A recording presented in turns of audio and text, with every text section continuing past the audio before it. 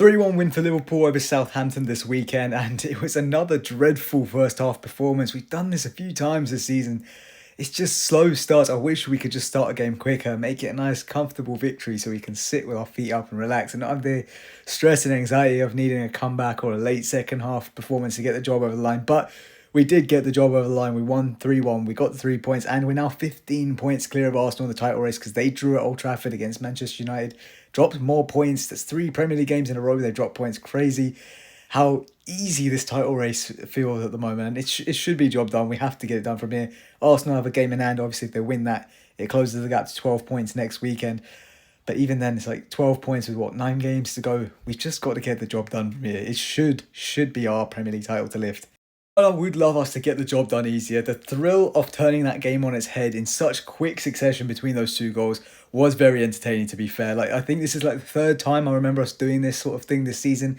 We 1-0 down at home to Brighton, came back to win that one 2-1. I was actually at Anfield for that game. And then in January, we drew 2-2 with United, but we'd come from 1-0 down to go 2-1 up in that one as well. It's just scoring 2 goals in kind of quick succession like that. It just really lifts the atmosphere. The crowd just obviously is just erupts. And it honestly, being at Anfield, those kind of games, it's just beautiful. That's it kind of makes up for the stress you've had to endure for, in this case, 50 odd minutes before.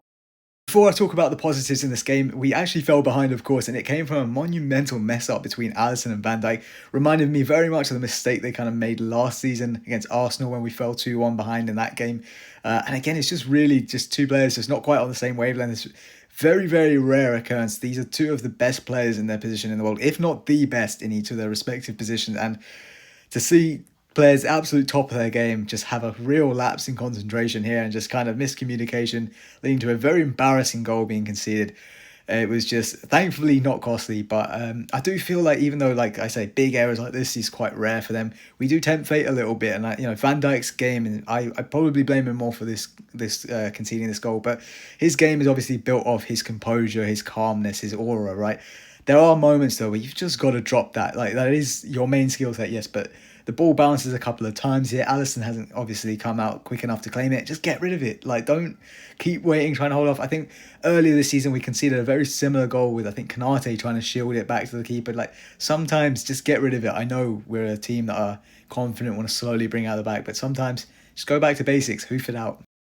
Moving towards some of the better portions of the game, well, there's one man who had quite the game, Darwin Nunez. It was a very, shall we say, Nunez-y performance because his first half was dreadful, let's be real. There was some decent pressing from him, but no real goal threat. Missed a couple of chances where you were like, come on, test the keeper a bit better, surely. And then this, soon after we've conceded, just takes a needless swipe at Walker Peters. He's very lucky here. He doesn't make proper contact. He actually kind of misses the contact in terms of really wiping him out. So that saves him from probably getting a red card. But it was just such a real brainless, really stupid moment. He at the moment just snapping and losing his cool. Everyone expecting him to get subbed off by Arne Slot at half time, but then he didn't, and he came out for a second half to remember. It was in that second half, of course, that he scored the goal to get us level. Brilliant first time finish, getting himself into the space between the defenders for the Diaz cutback. First time, really well executed, proper poacher's finish, really clinical first time.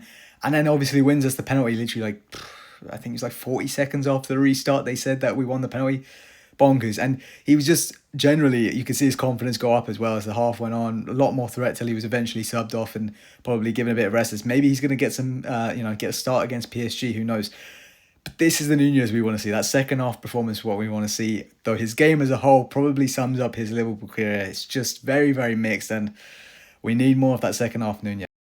And finally, it's another game. It's another set of Mohamed Salah records. He's now gone up to 184 Premier League goals, joint 5th on the all-time scorers list, and just a few off Andy Cole.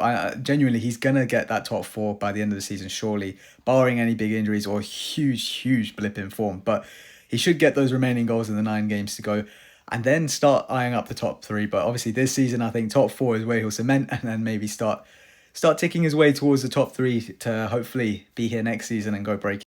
And the stat just behind me here as well is that he's levelled Erling Haaland and Thierry Henry's record for goal involvements in a 38-game Premier League season at 44. I think Shearer and someone else hold the record of 47 for an extended season, which honestly I think Salah is set to beat both records. And it's just bonkers. He's done this with 9 Premier League games to spare. Let it sink in.